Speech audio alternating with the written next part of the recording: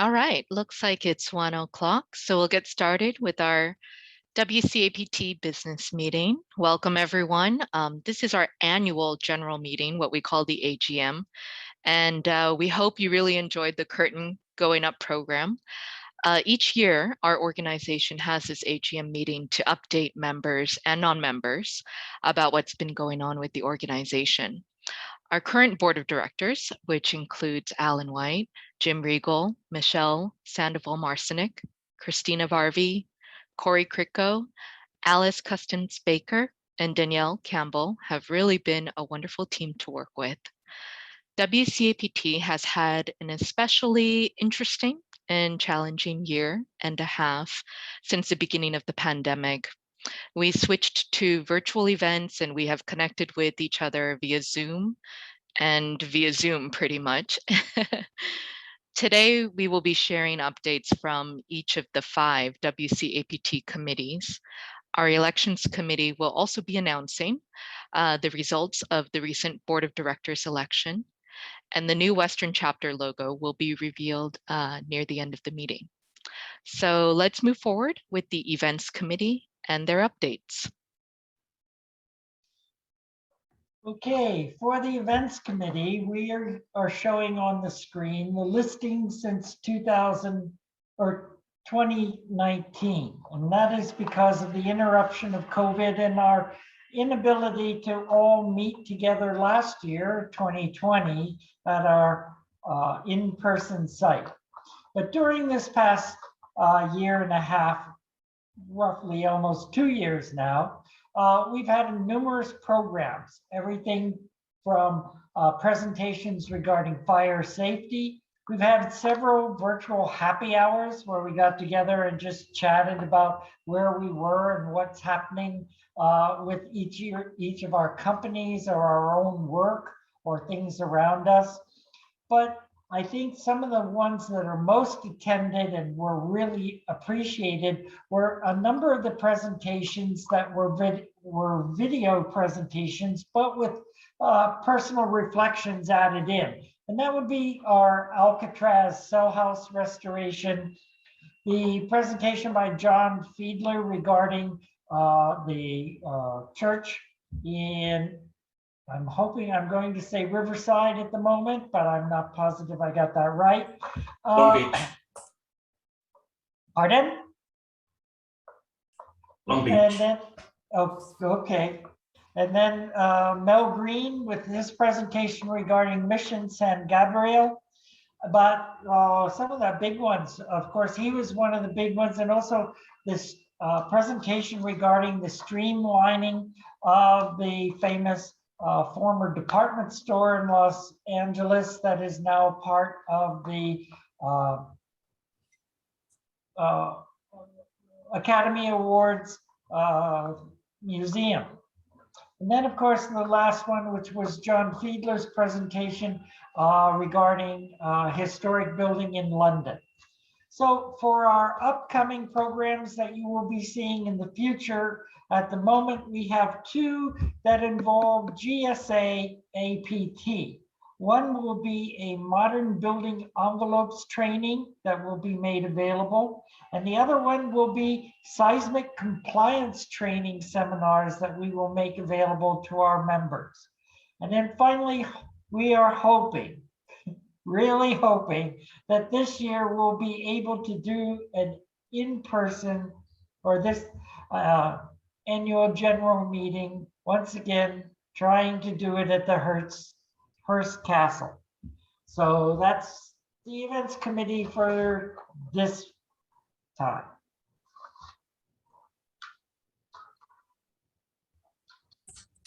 The finance committee is currently headed by Christina Varvey and I. Although Christina officially became treasurer at the start of this year, we've only recently been in the same place at the same time long enough for a proper handover of power. As of last week, all requests for refunds, sponsorships, scholarships, and money laundering should go straight to Christina. WCAPT has 3 accounts, checking and savings with Wells Fargo and a PayPal account. Since our website provider moved from processing payments through PayPal to their own system, our PayPal account is no longer required. So we've transferred the remaining balance of $1,000 to our savings account in February. Our assets balance at the start of 2020 was around $27,500, and we closed the year with $25,800. Our major spending in 2020 was maintenance of the website and insurance. The spending on event income shown here was the refunds for the 2020 AGM. Sponsorship is still our major source of income, and the event income for the AGM was not quite as much as we had to pay back in refunds because of the fees that the website charges for taking those initial payments. This is a summary of our spending and income. We usually receive upwards of $6 in interest, but in 2020, we only received $1.50. We did not contribute to any scholarships last year, probably due to the reduction in in-person events.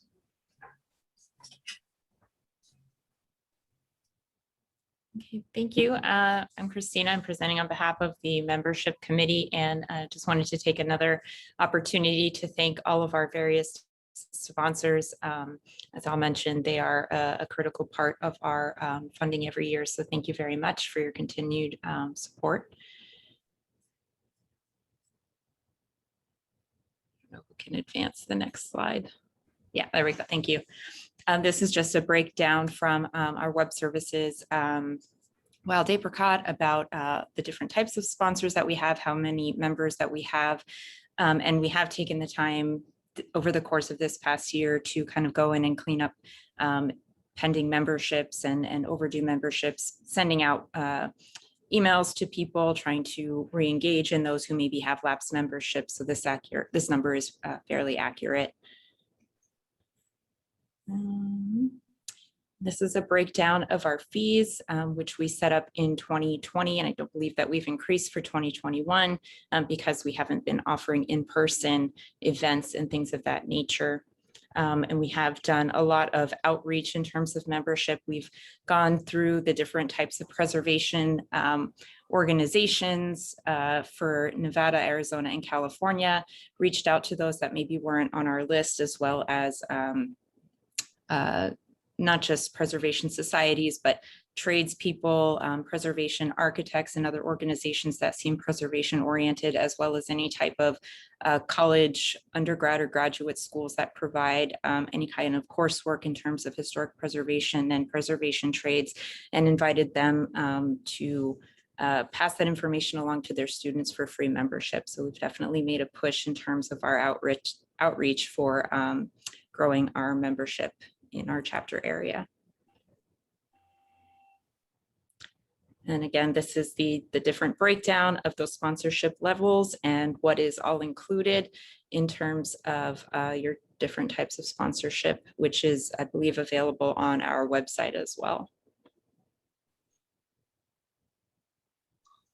In relation to the membership committee, the outreach marketing committee tried to help membership by identifying preservation foundations, organizations, education entities, and companies for contact in California, Arizona, and Nevada. In addition, the committee attempted cross-marketing relationships with some of these like-minded preservation groups. We were successful in entering into mutual marketing agreements with two of the preservation groups, the Gamble House in Pasadena and the California Preservation Foundation.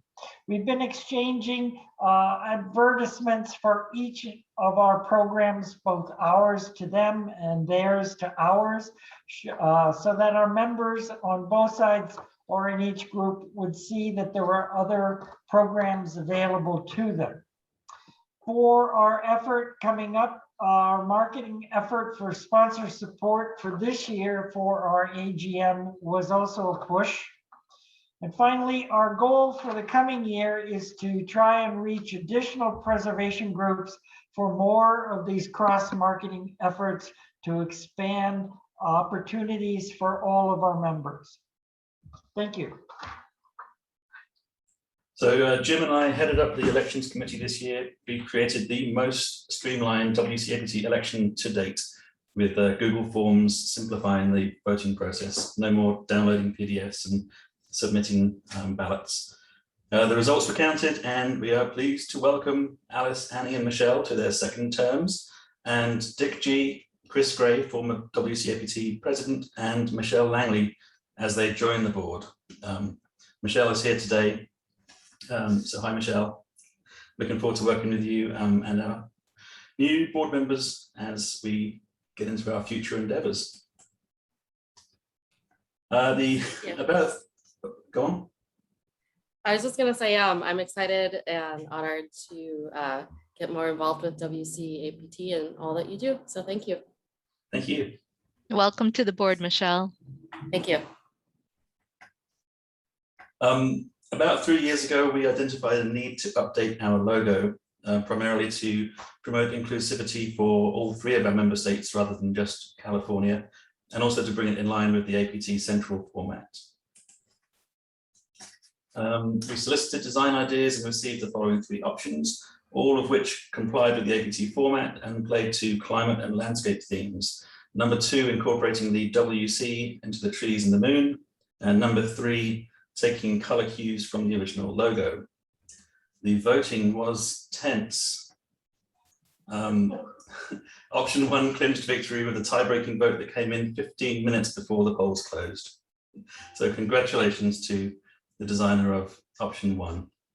The new logo will be tweaked to incorporate some voter suggestions, including color and font choices, before we integrate the logo into our brand overall.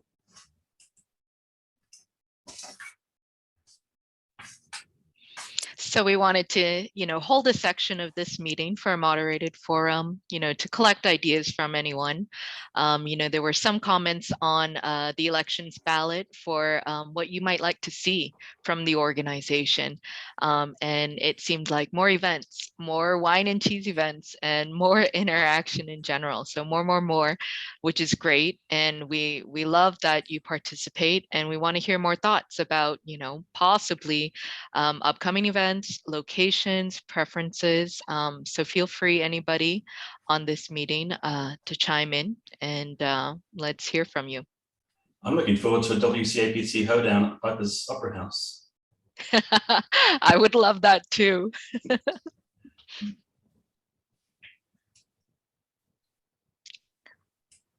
We need a Route 66 road trip.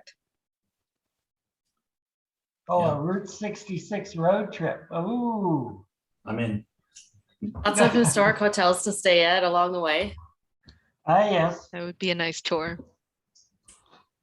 So it would be nice to follow up with some of those theatres at some point with events. And we've also talked in the past about having in-person events when we're able at the places that we saw on our hard hat optional events. So San Gabriel Mission, as they complete their work there, John's Church in Long Beach, and the Academy Museum, Alcatraz, all those places would be good to get to in person. Yeah, that'd be great. I think the other thing would be great to be able to follow up on some of these theater projects in the LA Broadway West region. Hopefully the Conservancy has some of those events coming back. I know some of the walking tours are coming back, which help people get out there. And then the last remaining seats I know was canceled for this year, but maybe next year.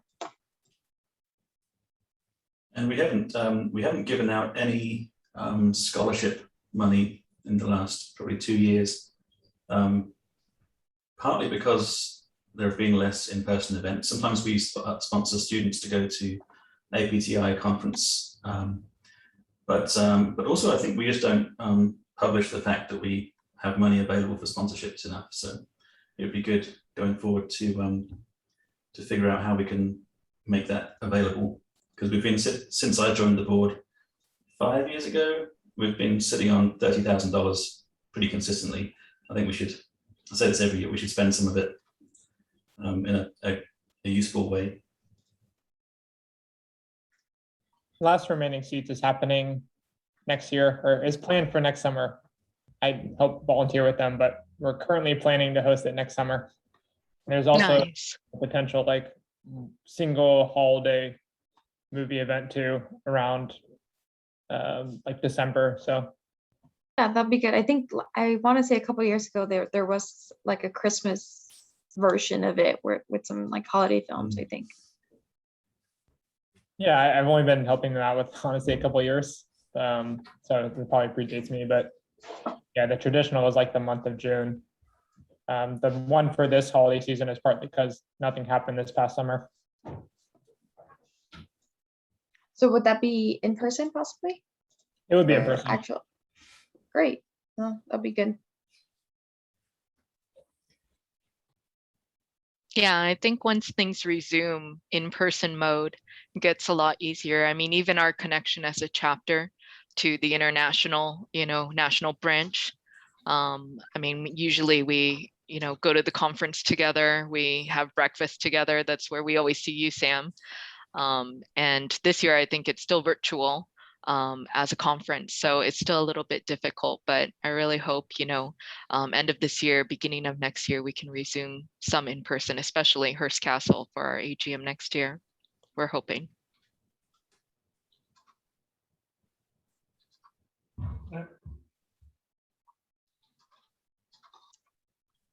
I've been thinking about in-person events and what we can do, and it seems like everyone I've spoken to wants to have an event in person, but nobody wants to take responsibility of organizing it. Does that sound about right?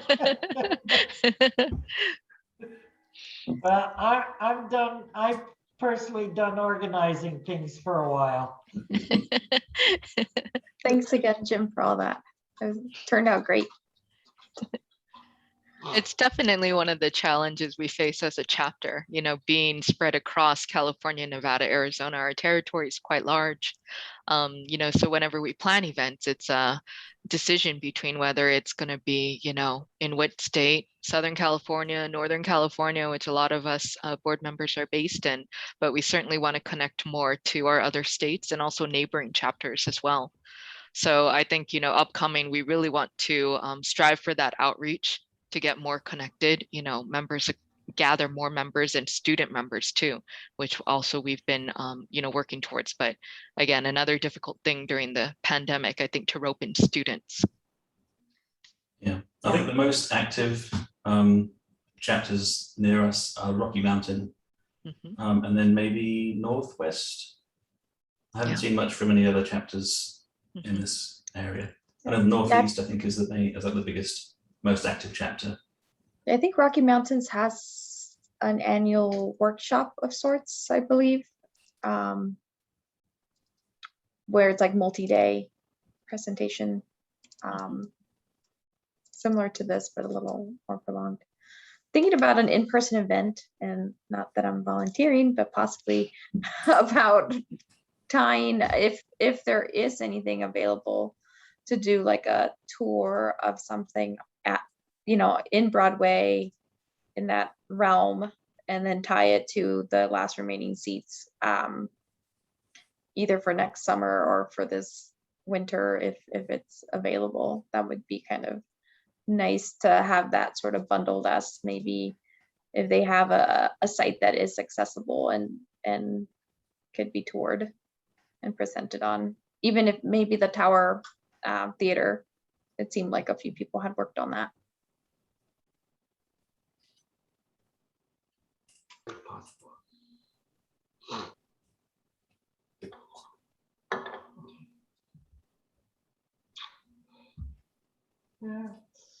Sam, just keep us posted on what those dates are. Will do.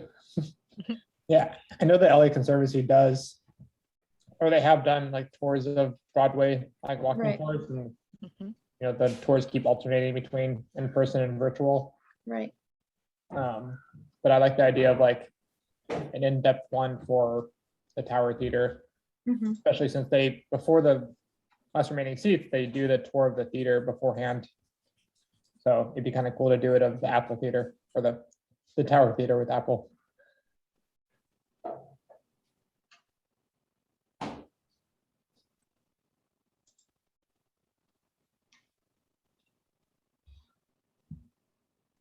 Before we went into the pandemic too, we always had a running list as a board for, event ideas. And those were mostly in person, tour based of certain projects.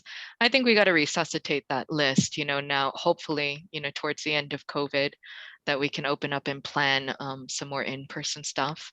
So we ought to bring that back. And definitely I see Andy and Ricky on the line. You guys probably work on plenty of restoration projects as well. So, if you're interested, we would love to have you guys present, or if you're willing to, open up and give a tour of one of your projects as well. I think that would be really wonderful to have. Yeah, I'm new to this, so I'm a little shy trying to get the gist for this. But I could definitely speak with my team, and we do have some pretty interesting projects coming up, and some that are currently going on. But yeah, all about time frame and when everybody's comfortable getting back in person. But we always have something going on. Great. Yeah, definitely let us know if you have any ideas.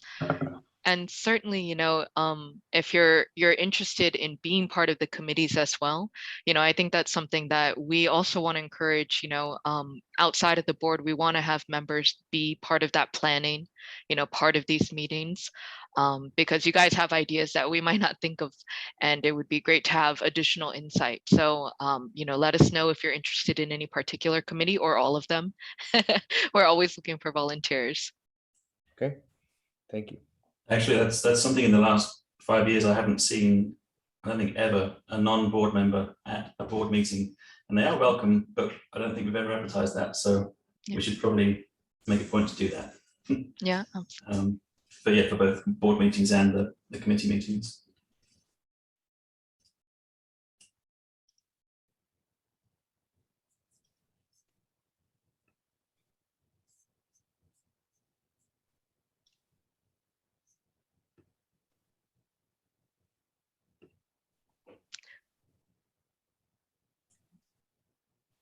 Any other ideas or thoughts? I know everyone's been on for a very long program, so appreciate you sticking with us till the end. I think certainly if ideas come to mind, you can, contact us. You know who the board members are, who the new board members are. And there's also a way to reach out to us via our email on the website. So let us know, reach out to us. And I don't know if there's any final thoughts or questions that have come up from anyone. I'll point out that we'll all meet again. October the 13th is our first Board of Directors meeting. So that takes place from 12:30 to 1:30. That's correct. Yes. Okay. Second Wednesday of every month. So we'll forward you that invite, Michelle. And we will speak with you again soon. I guess I'll give a couple of final closing remarks. So thanks again to the event sponsors for Curtain Going Up, Evergreen, Walter P. Moore, RLA Conservation, Silman, and Acquire. And then also final thanks, of course, to our corporate patrons, corporate sponsors, and corporate supporters. We really thank you for your continued support. So we're looking forward to another great year with a brand new logo. So thanks everyone for being part of the event. Thank you. Thank you. Thanks. Thank you. See you guys Thanks. Bye, soon. everyone. Bye. Bye. Bye. Have a good weekend. Yes. Have a good weekend and get some sleep.